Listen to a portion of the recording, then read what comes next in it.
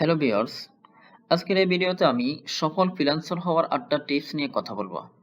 দেখেন, শুধু বাংলাদেশ না, সারা বিশ্বের মধ্যে এমন অনেক ফ্রিল্যান্সার আছে, হাজার হাজার লক্ষ লক্ষ ফ্রিল্যান্সার আছে, যারা মাসে ১ লক্ষ, ২ লক্ষ, ৩ লক্ষ, ৪ লক্ষ, ৫ লক্ষ, ১০-১৫ লক্ষ পর্যন্ত মানুষ শুধুমাত্র ১ মাসে ইনকাম করে।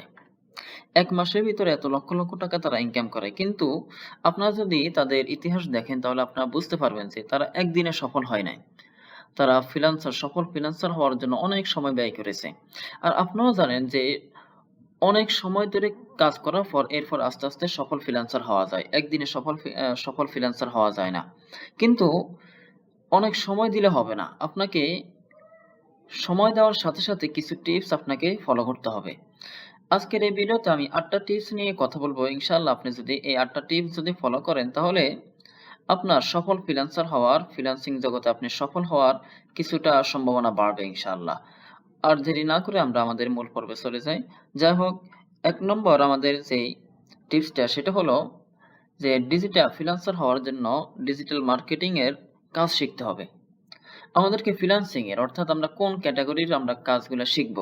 সর্বপ্রথম আমাদেরকে প্রফেশনাল লেভেলের আমাদেরকে কাজ শিখতে হবে। যেমন নাকি বাংলাদেশের মধ্যে বহু এমন প্ল্যাটফর্ম আছে, আইটি প্ল্যাটফর্ম আছে যেগুলো আপনাদেরকে ফ্রিল্যান্সিং এর কাজ শিখায়, ডিজিটাল মার্কেটিং এর কাজ শিখায়। এগুলোর মধ্যে গিয়ে আপনি ভালো মতো সর্বপ্রথম আপনাকে কাজটা শিখতে হবে। আপনি যদি কাজটা না শিখেই যদি আপনি একটা ফ্রিল্যান্সিং কাজ শুরু করে দেন, তাহলে দেখা গেছে কিভাবে করবেন আপনি বুঝতে পারবেন না।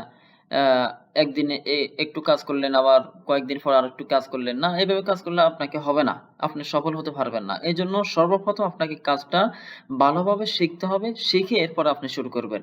তাহলে দেখবেন অল্প দিনে আপনি ডিজিটাল মার্কেটিং অথবা ফ্রিল্যান্সিং জগতের মধ্যে আপনি সফল হতে পারবেন।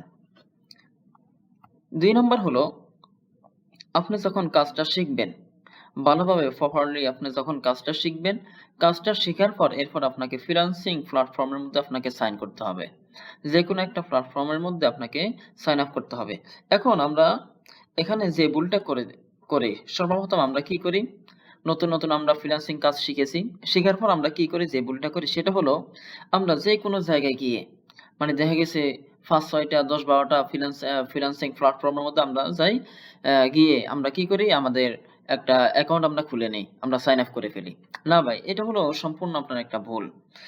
আপনাকে যদি সফল হতে হয়, সফল হওয়ার জন্য আপনি ৫-৬ টা ১০-১২ টা প্ল্যাটফর্মের মধ্যে আপনি সাইন আপ করবেন না। আপনি আইডি খুলবেন না। বরঞ্চ যেকোনো একটার প্রতি আপনি ফোকাস করবেন। যে কোনটার মধ্যে আপনি গেলে আপনি সফল হতে পারবেন। সর্বপ্রথম যেকোনো একটা নিয়ে একটার প্রতি আপনার ফোকাস থাকতে হবে। হ্যাঁ, আপনি যদি একটার মধ্যে একটু সফলতার অর্জন করতে পারেন তাহলে আরেকটা প্ল্যাটফর্মের মধ্যে আপনি আইডি খুলতে পারেন। কিন্তু একসাথে সর্বপ্রথম গিয়ে আপনি ৮-১০ টা ৫-৬ টা প্ল্যাটফর্মের মধ্যে আপনি আইডি খুলবেন না।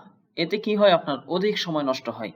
অর্থাৎ আপনি যেখানে ৮-১০ টা প্ল্যাটফর্মের মধ্যে আপনি যে যতটুকু সময় দিবেন, ততটুকু সময় যদি আপনি একটার প্রতি দেন, তাহলে একটার মধ্যে আপনি প্রপারলি আপনি কাজগুলা করতে পারবেন। এইজন্য ৮-১০ টা প্ল্যাটফর্মের প্রতি ফোকাস না দিয়ে আপনি একটার প্রতি, যেকোনো একটার প্রতি আপনি ফোকাস দিবেন। এরপরে যে টিপসটা সেটা হলো যে ফ্রিল্যান্সিং প্ল্যাটফর্মে নিয়মিত কাজ খুঁজুন।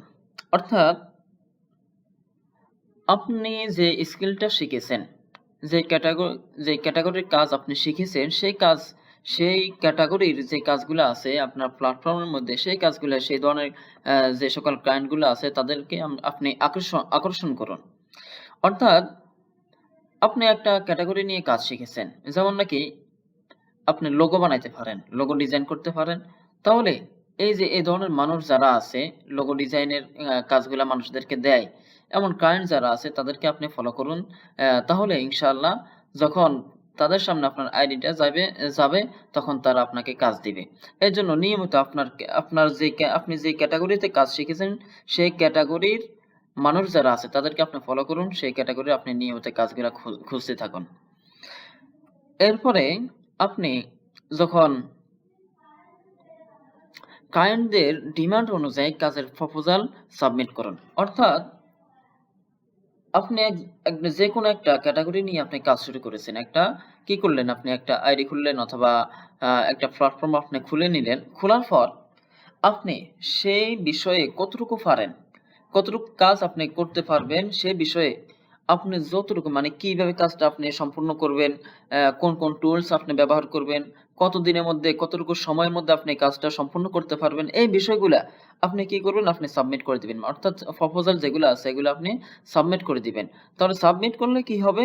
যখন আপনার কোনো একজন ক্লায়েন্ট এগুলা দেখবে তাহলে বুঝবে যে না, আমার যে ডিমান্ডটা আছে অর্থাৎ আমার যে যতটুকু সময় লাগবে এই ব্যক্তি তো ততটুকু সময়ের মধ্যে আমাকে কাজটা করে দিতে পারবে।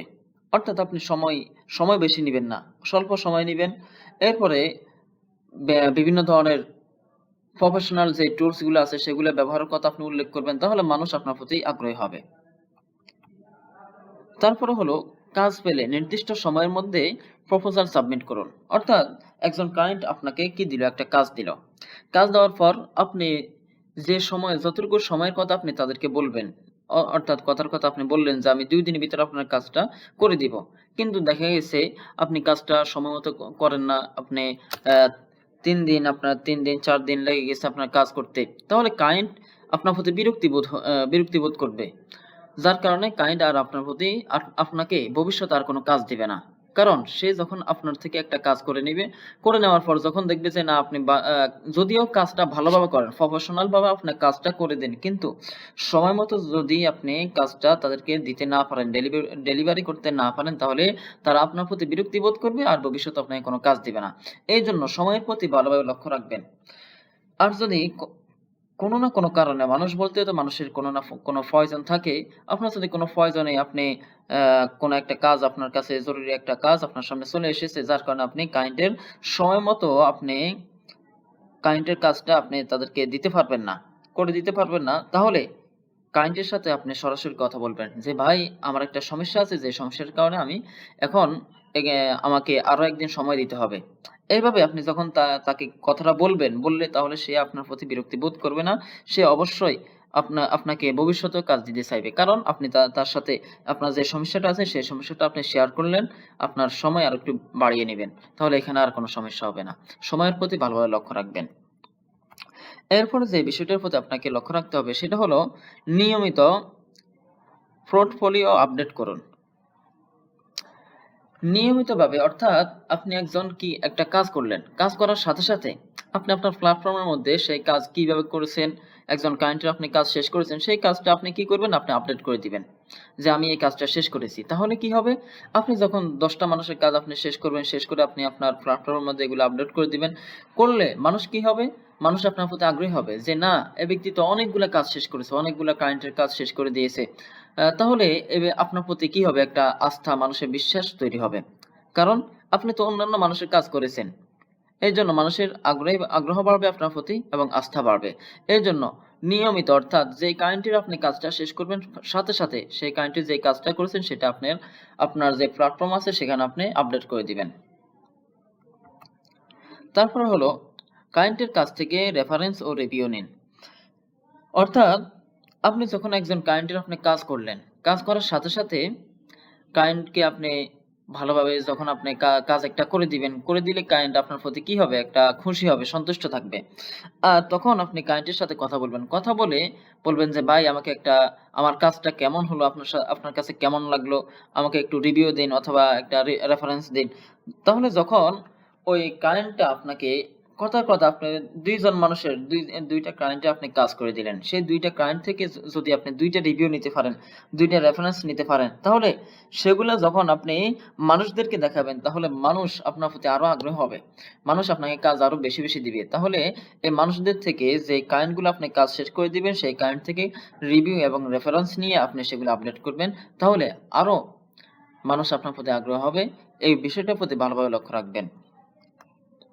সর্বশেষ একটা গুরুত্বপূর্ণ যে বিষয়টা সেটা সেটা হলো যে কিভাবে কাজ করলে আপনি সবচেয়ে ভালো ডেলিভারি দিতে পারবেন সেটি ঠিক করুন। অর্থাৎ দেখা গেছে আপনাকে লক্ষ্য করতে হবে যে কোন টুলস গুলা, যেমন নাকি অনেক প্রফেশনাল টুলস অনেকগুলো আছে সেগুলো ব্যবহার করে মানুষ কি করে ফ্রিল্যান্সিং এর কাজগুলা করে, অতি সহজে করে।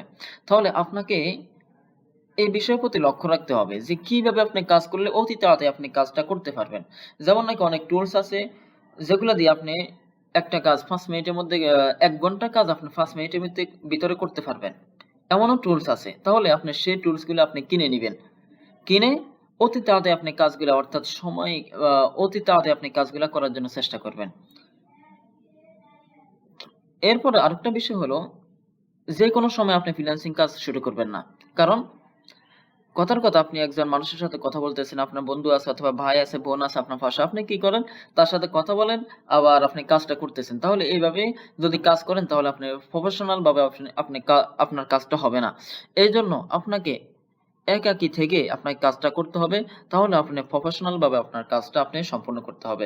তাহলে কিভাবে কাজ করলে সবচেয়ে আপনার কাজগুলা ভালো হবে সেই বিষয়টার প্রতি লক্ষ্য করতে হবে।